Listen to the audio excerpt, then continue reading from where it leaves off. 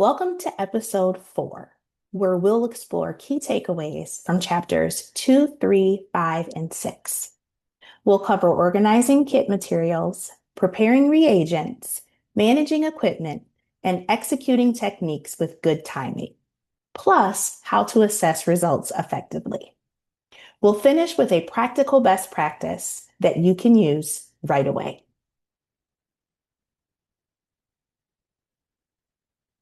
Hi, my name is Christina Hahn. I am the site coordinator for ABE Canada. I'm also one of 3 master lab technicians. I'm happy to be here today.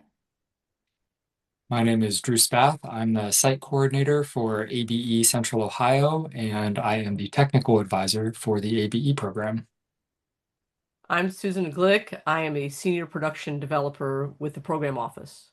Chapter 0 is learning how to use a micropipette for students who have not either done the foundations of biotechnology labs or for students who haven't done it in a while. Of course, the important do's and don'ts of micropipetting will be covered here, and students will also practice working with small volumes, which will be important for the Exploring Precision Medicine labs. As Susan just mentioned, Chapter 2 of the Exploring Precision Medicine module is my sense of taste controlled by my genes, where students will receive both control and PTC containing paper to determine whether they can taste the bitterness of PTC. The information will then be gathered in a classroom data or a bar chart to see what the distribution of bitter taste phenotypes are in the classroom.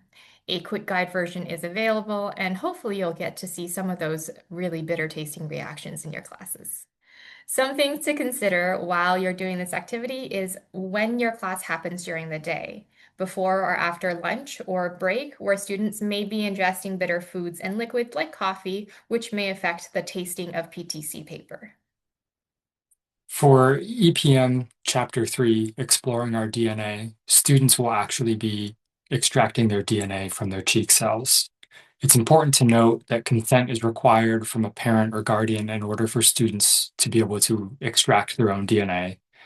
Alternatively, if they're unable to get consent for DNA extraction, a template for particular taster genotypes can be provided to them based off of their perceived phenotype. Students will then use PCR to amplify a portion of the test to R38 gene. This lab can take either one long class or 2 short class periods.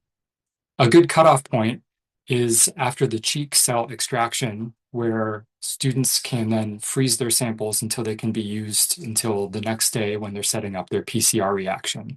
A quick guide version is available for this lab. Some important considerations for Chapter 3 are that students will be collecting their cheek cells and using that as a PCR template during this lab. Because of this, consider lunch timing with your class time. It may be important to keep potable water available for students to rinse out their mouths before collecting cheek cells, so that way food contamination isn't something that you have to worry about showing up in your students' results. It's also important to follow your institution's waste collection and disposal protocols for things like toothpicks and Kelex beads after the lab. Also, some considerations for classroom organization. To set up your classroom for the labs per student, which are things like reagents for the PCR reaction and Kelex beads. Per team, which are things like pipettes, tips, and waste containers. And per class for common equipment like centrifuges and PCR thermocyclers. For Chapter 3, there are a few reagents that need to be prepared before the lab occurs. Keep in mind that this step may already have been done by your site and aliquots may have been sent to you already. Reagents such as Kelex, the forward primer, and the reverse primer can be stored at 4 degrees in the fridge. For things like plasmid control and the one-tack hot start master mix, those should be stored in -20 or in the freezer. If you're doing the reagent preparations yourselves, we'll be going through in detail how to do the preparations for each of these reagents in the next few slides. Kelex beads are used to help extract DNA from the student cheek cells. These can be aliquoted on the bench using wide bore tips. It is important to use a stir bar or a stir plate or continually resuspend the beads between each aliquot, as they will settle to the bottom of the container very quickly every time. It's also important to store these in a 4-degree fridge until use, and do not freeze these, as the Helix beads will burst upon freezing. Next, we'll be going through some PCR reagent preparations. This will take a few steps for calculating how many controls and how many aliquots you need for your full class. So let's walk through these together. Before aliquoting reagents for PCR, you will need to calculate how many controls you need to prepare. This will depend on the number of gels required to run all your student samples, as well as the number of students needing to use template DNA in the case where they do not have cheek cell extractions.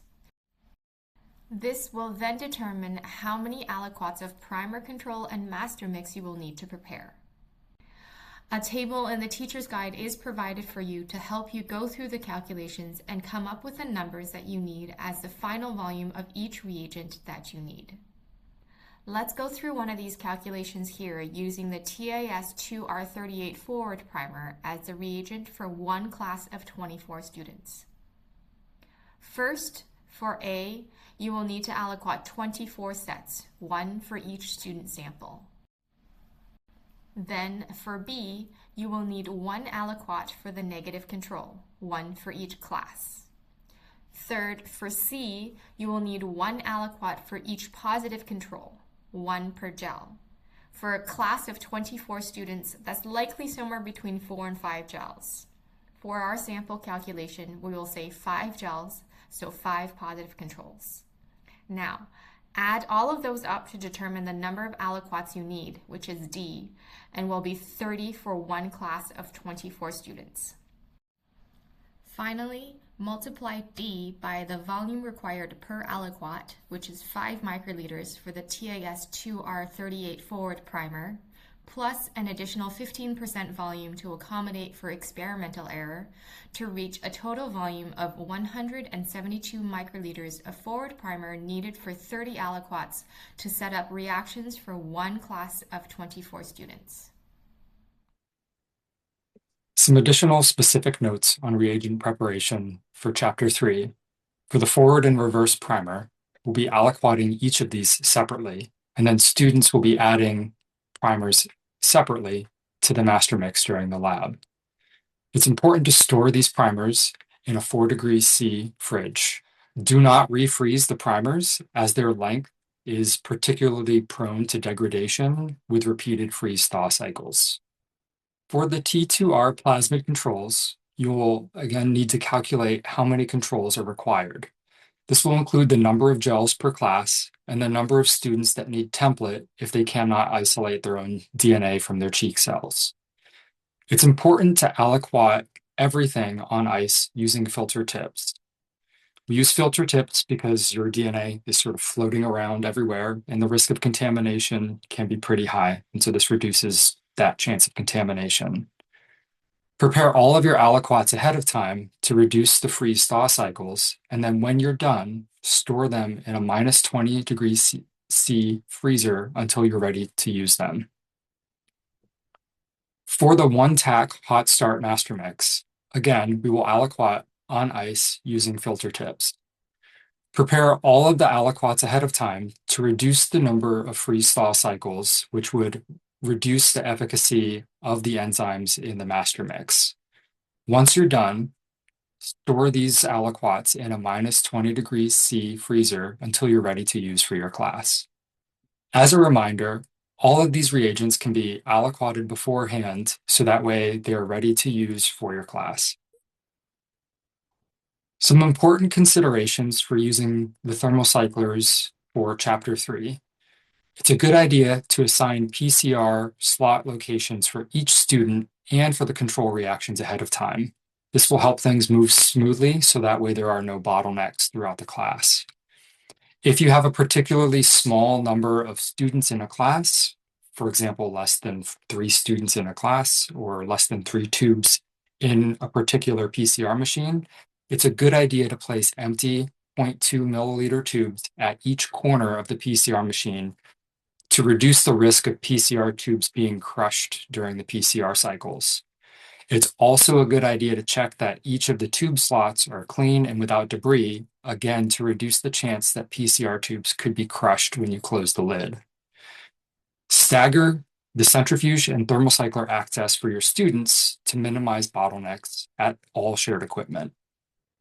Additionally, it is a good idea to label both the top and the sides of the tubes, as the marking on the top of the tubes may be rubbed off during the PCR cycle. It is also a good idea to set up the thermocycler program, assign PCR slot locations for students and control reactions, and determine who is setting up the control reactions ahead of time. This way, students can set up their PCRs and immediately put them in the thermocycler and start the program right away. Once the PCRs are done, the tubes can be stored in a -20°C freezer indefinitely.